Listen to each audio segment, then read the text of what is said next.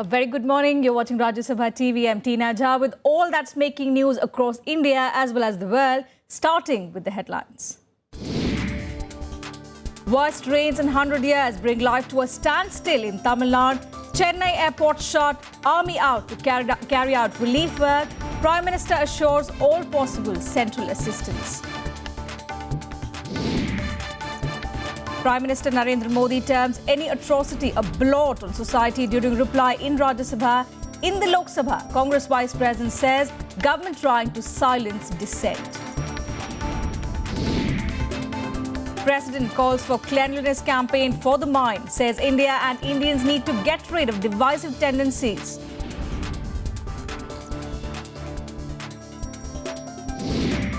RBI keeps interest rates intact in its monetary policy. Central Bank to watch inflationary trends before announcing its next step.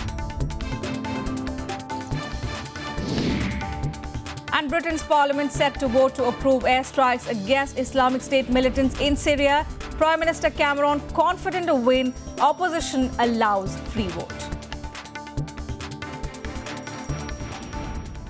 Well, our top story, there's no respite from the rain fury in Tamil Nadu. Fresh spells of rain brought life to a standstill in Chennai for the second time in less than a month. Large parts of the city are inundated, forcing authorities to issue a flood alert. Now, amid the worsening situation, the army has been pressed into service to carry out rescue and relief work. Here's more. The northeast monsoon has washed away a 100-year record in Tamil Nadu. Heavy spells of rain over the last 2 days have pounded Chennai for the second time since November, throwing normal life out of gear. On Tuesday alone, the city received 12 centimeters of rainfall, triggering a flood alert. வெளியே வர முடியல, ஃபுல்லா தண்ணி எங்க வந்தாலும் வண்டி எடுத்துட்டு எங்கயும் போக முடியல, கடைக்கு சாப்பிட போக முடியல, வெளியே வர முடியல, கரண்ட் இல்ல. முக்கியமான ரீசன் கரண்ட் இல்லாதனால ஒண்ணுமே பண்ண முடியல சென்னையில. எங்கனா ரோடு கிளியரா இல்ல, தண்ணி வர சைடு பாதாள சார் வந்து அது ஒன்றும் இதுவாக பண்ணல, ரொம்ப இதுவா இருக்குது. ஆனா பாவம் இப்ப நாங்களா பரவாயில்ல, ரோடு மக்கள்லாம் வந்து ரொம்ப கஷ்டம்.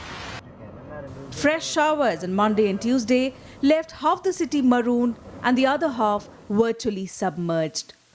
Schools and colleges were closed, factories downed their shutters, power supply was suspended, and hospitals overflowed with patients and water.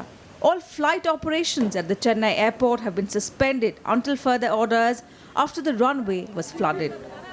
Train operations were also badly affected, with more than 30 trains being cancelled and many diverted. There are two sections which are badly affected.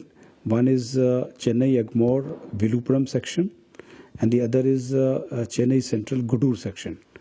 So because of these two sections getting affected, the train operations are badly affected. The trains, we had to cancel certain trains. I will appeal through you to the passengers that they should check the status of their trains. 2 columns of the Army's Garrison Infantry Battalion were pressed into service in Tambaram and Urapakkam on Tuesday after the state government sought military assistance. The Navy has also been put on standby. Prime Minister Narendra Modi called up Chief Minister J. Jayalalitha and assured all necessary support in rescue, relief and restoration operations. Showers also lashed Tamil Nadu's northern districts and areas in Puducherry, leaving large parts inundated. The Met Department says the worst is not over yet. More rains have been predicted in the region over the next 3 days. It is likely to rain in most places in the coastal districts and at many places in the interior districts. 1 or 2 places in the coastal districts may experience heavy to very heavy rainfall. 1 or 2 places in the interior districts may experience heavy rainfall. As far as Chennai city is concerned, cloudy, few spells of rain, heavy at times. Incessant rains in Tamil Nadu have claimed 188 lives so far. Bureau Report, Rajya Sabha TV.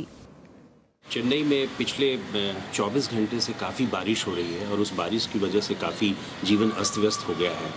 NDRF की 10 टीमें वहां लगी हुई हैं और वो प्रदेश के विभिन्न स्थानों पर चेन्नई शहर में और आसपास के इलाकों में लगी हुई है और राहत का कार्य कर रही है। अभी 5 टीमें हमारी और भी आ रही हैं जो आंध्र प्रदेश और बेंगलोर से हैं। वो कुछ घंटों में पहुँच की गंभीरता को देखते हुए उड़ीसा से और पटना से करीब 15 टीमें और भेजेंगे जिनके साथ पर्याप्त मात्रा में बोटें होंगी, नावें होंगी। Well, on to news from Parliament now. In his reply to the discussion on commitment to the Constitution in the Upper House on Tuesday, Prime Minister Narendra Modi termed any atrocity as a blot on the society as well as the nation. He also urged greater focus on unity and social equality and termed the Constitution as the guiding light for everyone. Here's a report. After 3 days of discussion that saw many members raising the issue of intolerance, Prime Minister Narendra Modi's reply in the Rajya Sabha on Tuesday also addressed the issue. सिर्फ बंधारण की सीमाओं में नहीं, समाज जागरूक भी उतना ही अनिवार्य है। ना हिंदू पति तो भवेत्, इस संकल्प को लेकर के आगे बढ़ने की आवश्यकता है और ये बात इस सदन से उठनी चाहिए, ये बात सदन से पहुंचनी चाहिए। आज भी समाज में किसी के साथ इस प्रकार का अत्याचार अनाचार होता है तो ये हमारे लिए कलंक है, एक समाज के नाते कलंक है, एक देश के नाते कलंक है। Responding to the charge of appropriation of legacies, Prime Minister said everyone played an important part in making of the Constitution. ये कार्यक्रम अपने आप में उन सभी ऋषियों को जो कि संविधान सभा में बैठे थे उनको नमन करने के लिए बनाया है, उनका आदर करने के लिए बनाया है, लेकिन करने का इरादा ये है कि इस राष्ट्र को आने वाले शतकों तक दिशा देने के लिए जिन महापुरुषों ने काम किया है, हमारी आगे वाली पीढ़ी जाने तो, समझे तो, और इसलिए उसमें मेरी पार्टी का कोई सदस्य होता तभी मैं याद करूं, ऐसे देश नहीं चलता है। Quoting the first Prime Minister Pandit Nehru, Modi also reiterated the importance of coordination between both houses, the Lok Sabha and the Rajya Sabha. हमारे संविधान का सफल क्रियान्वयन किसी भी लोकतांत्रिक संरचना की भांति दोनों सदनों के बीच आपसी सहयोग पर निर्भर करता है और इसलिए हमारे लिए आवश्यक बन जाता है कि हम किस प्रकार से मिलजुल करके इस बात को आगे चलाएं। The Prime Minister also emphasized the need to stay united and ensure social equality. Vishal Daya for Rajya Sabha Television, Delhi. Despite the raging debate on intolerance, the government has categorically denied that intolerance is on the rise in the country. Replying to a debate on the issue in Lok Sabha, Home Minister Rajnath Singh called the protests against intolerance fabricated. He called out to intellectuals, saying the government was willing to listen to their problems. During the debate, Congress Vice President Rahul Gandhi accused the government of ignoring all voices of dissent. Dissatisfied with the Home Minister's reply, several opposition MPs walked out of the House. Home Minister Rajnath Singh said in Lok Sabha on Tuesday that those who say that intolerance is on the rise in the country are actually doing the nation a lot of harm. He in fact termed this issue and award वापसी as fabricated. Rajnath Singh accused those who are returning awards of politicizing the issue. विषय तो बहुत गंभीर है, लेकिन आरोप लगाने वालों से मैं कहना चाहता हूं, विचार करिए। यह विषय आत्मघाती है और मैं समझता हूं देश के लिए आत्मघाती है। मैं अपील करना चाहता हूं कि ऐसे बयानों से हम लोगों को बचना चाहिए। The Home Minister also defended the Prime Minister's silence on the issue, saying Modi did not need to speak on everything. Rajnath also had a defense ready for irresponsible statements made by his cabinet colleagues and some BJP leaders. उन्होंने अपना clarification दे दिया, उसके बाद भी बार-बार ये कहना कि उन्होंने ऐसे अपशब्दों का प्रयोग कर दिया, ये कर दिया, वो कर दिया। मैं समझता हूं ये न तो इस सरकार के साथ न्याय है अध्यक्ष महोदय और न तो यह देश के साथ यह न्याय है। Participating in the debate, Congress Vice President Rahul Gandhi accused the government of staying mum on the issue of intolerance. He also accused the Prime Minister of protecting his minister, General VK Singh, contending that the government was trying to silence dissenters. Pansare ji and Kalburgi ji are shot dead in cold blood by fanatics. The Prime Minister has nothing to say. Nothing to say. If my children do something wrong, if I participate, उस कृति में सहभाग ले रही हूँ। अगर सहभाग भी नहीं दे रही हो, कुछ बोलूँ नहीं, तो उसको कहते हैं अनुमोदन कर रही हूँ। और अगर मैं मौन रखूँ, तो भी आप बोलेंगे गलती तुम्हारी है, तुम माँ हो, तुमने कुछ क्यों नहीं कहा? Sir, this is my objection to the government. As Rajnath Singh gave his reply in the House, MPs of the Congress and left parties walked out of the House along with other opposition members. With Pranav Goswami, Shyam Sundar's report for Rajya Sabha TV. So while the Lok Sabha was debating intolerance in the society, President Pranab Mukherjee also delivered a sharp message on this issue. This time he said that the real dirt of India lies in the minds of its people and not in the streets. He also called out on all Indians, asking them to cleanse their minds of divisive thoughts. Here's more. The real dirt of India lies not in our streets, but in our minds, and in our unwillingness to let go of views that divide society into them and us. It is important for Indians to cleanse their minds of divisive thoughts. That's the message sent out by the President. Citing Gandhiji's vision of India as an inclusive nation, he said the essence of being human was our trust of each other. Every day we see unprecedented violence all around us. At the heart of this violence is darkness, fear, and mistrust. While we invent new modes of combating these ever-spiraling violence, we must not forget the power of non-violence, dialogue, and reason. This is not the first time the President has spoken about intolerance in the country after the Dadri lynching and other such incidents. Exhorting the father of the nation once again, the President said he gave us an object lesson in ahimsa. We must free our public discourse of all forms of violence, physical as well as verbal. Only a non-violent society can ensure the participation of all sections of the people, especially the marginalized, and the dispossessed in our democratic process. The President's reminders come in the backdrop of the Parliament also debating the intolerance issue.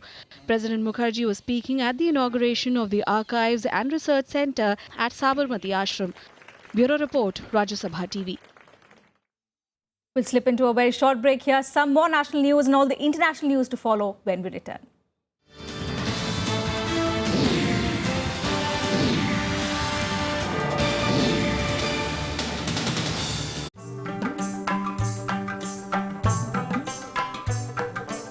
Tradition dating back centuries. A cultural heritage that inspires and warms at once. Magic that awes. Rajya Sabha Television brings you events that embrace the wonders of India's classical arts.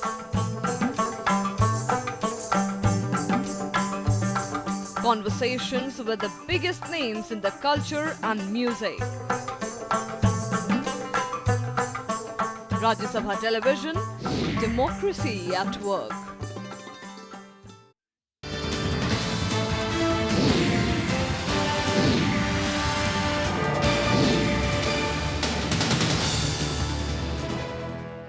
Welcome back. You're watching Rajya Sabha TV. Well, counting of votes for the crucial local bodies polls in Gujarat will take place today. The polls are considered a litmus test for the BJP in the backdrop of the Patel quota agitation.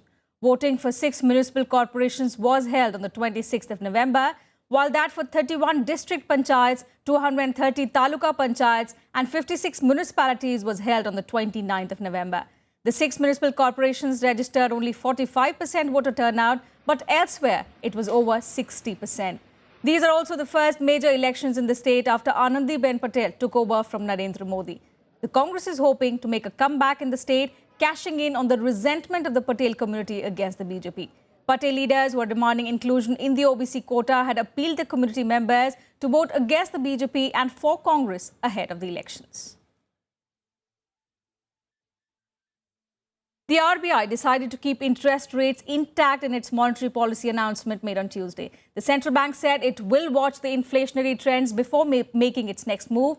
RBI Governor Raghuram Rajan said the focus of the monetary policy will shift towards achieving a consumer inflation target of 5% by March 2017.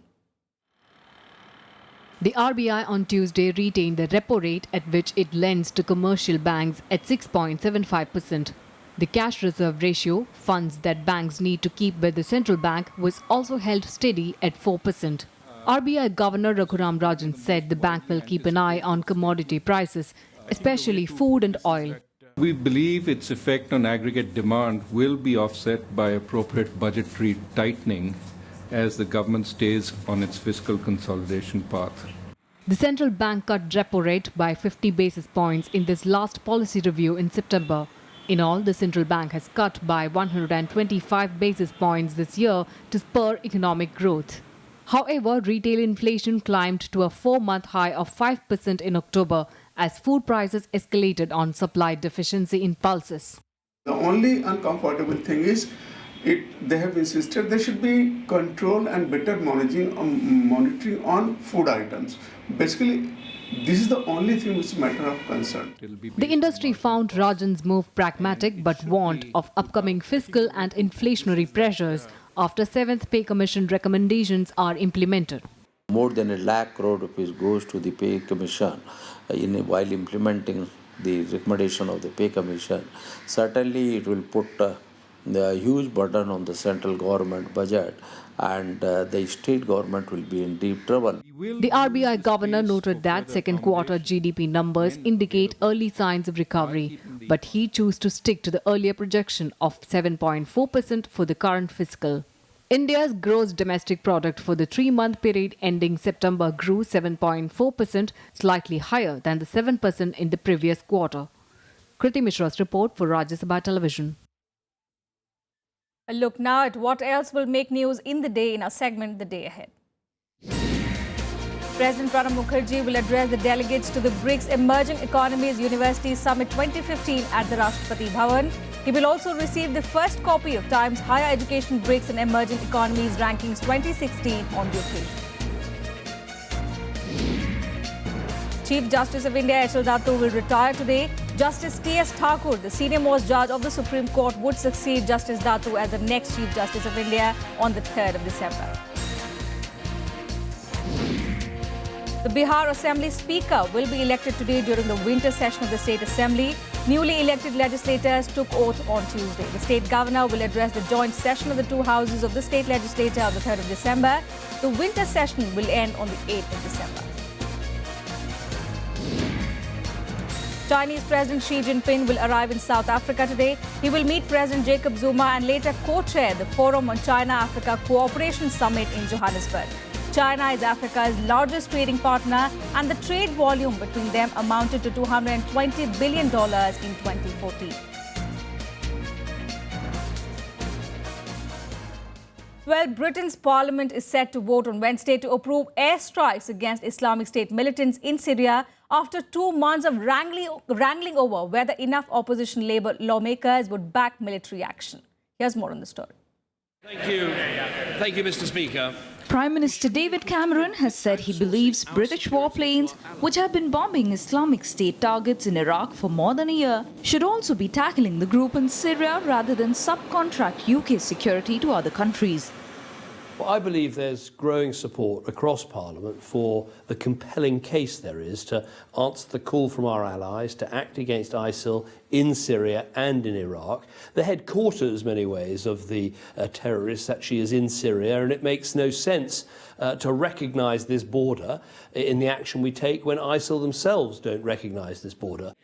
By calling the debate this week, it was clear that Cameron was sure he had won over some sceptical members in his own ruling Conservative Party and others in the Labour Party, which is deeply divided on launching strikes. So it's in the national interest, it's the right thing to do, we'll be acting with our allies, we will be careful and responsible as we do so, but in my view it's right to do this to help to keep our country safe. Foreign Minister Philip Hammond is also confident about the government to secure a parliamentary majority in support of launching airstrikes against Islamic State militants in Syria. During the course of today, there has been, I think, significant progress in the task of building a coalition in Parliament in favour of airstrikes in Syria and ensuring that when it comes to a vote, that coalition is able to find its voice in Parliament. Meanwhile, thousands of protesters gathered outside the British Parliament on Tuesday night to protest against the possibility of Britain launching airstrikes on Islamic State militants in Syria. The protest was organised by activist group Stop the War Coalition, which was founded in 2001 in efforts to prevent wars in the Middle East following 9/11 attacks. Bureau Report, Rajya Sabha TV. Shocking details have come to light in the first public report detailing the causes of the Java Sea AirAsia plane crash last December that killed all 162 people on board. Investigators said that faulty equipment and airline's maintenance system was a major factor in the crash. The plane's rudder control system malfunctioned 4 times during the flight. Not just that, the fault had occurred 23 times the previous year. The report added that the crew's response also contributed to the disaster. There were indications from the black box data recorder that crew had tried to reset the rudder control system during the flight, causing the autopilot to disengage and remove automated protections that could prevent an upset. Investigators had initially indicated that stormy weather was a major factor in the crash, which was not the cause. The AirAsia flight traveling from Surabaya to Singapore had crashed into the Java Sea on the 28th of December 2014, killing all 162 people on board. Penanganan selanjutnya oleh awak pesawat dan ketidakberhasilan mengendalikan pesawat pada alternate low menyebabkan pesawat keluar dari batasan-batasan kemampuan terbang yang mengakibatkan stall berkepanjangan dan di luar batas kemampuan normal pilot atau airline pilot untuk melakukan recover. Meanwhile, on the second day of the climate summit in Paris, world leaders continue to debate ways to cut down carbon emissions. French President François Hollande announced investments worth billions for Africa, while US President Barack Obama met leaders of Pacific Island nations to allay their fears. Marathon meetings at the Climate Change Summit in Paris. US President Barack Obama held talks with leaders of Pacific Island nations, all of whom had expressed concerns that their very existence was at stake. Financing has to reflect the unique needs of the most vulnerable countries in how it operates, and that those pledges have to be real. For those of us whose survival, whose very survival is at stake, our plea is very simple. Let us give substance to the pledges that are being made. Let us not pay lip service to an issue that demands immediate and urgent action. France will invest billions of euros in renewable energies in Africa in the coming years. The announcement came as French President François Hollande met heads of states from African countries on the sidelines of the summit. Il y a une dette écologique que le monde, et en particulier le monde développé, doit régler à l'égard du continent africain. Une part très substantielle de notre effort bénéficiera à l'Afrique et notamment à l'électrification du continent sans même attendre 2020.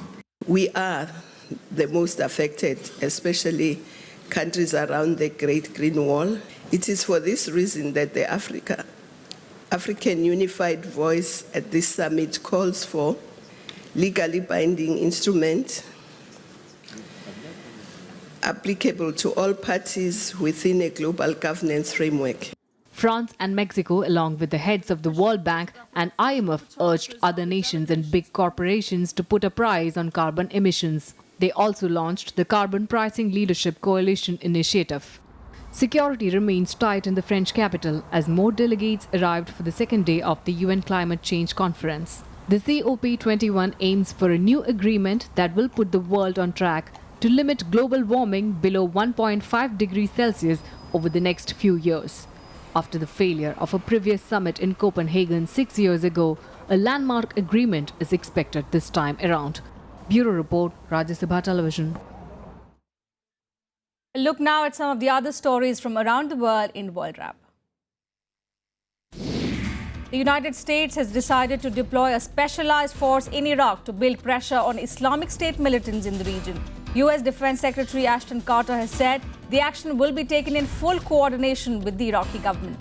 The specialized expeditionary targeting force will assist Iraqi and Kurdish Peshmerga forces in carrying out the raids, freeing hostages and capturing Islamic State leaders. Turkey was hit by yet another blast on Tuesday, even as it continues to be on alert. A pipe bomb blast went off near Istanbul's Bayrampaşa metro station at the height of the evening rush hour, injuring 5 people. Forensics sifted through the site searching for evidence. The train services were halted shortly following the incident. The Sydney police conducted raids in 2 houses in connection with the shooting of police accountant Curtis Schenk in October. The raids were carried out under firearms legislation following suspected threats against a police station, but no items of interest were found. Well, that's it from us in this bulletin. My colleague Preeti will be back with Rajya Sabha Samachar. Do stay with us.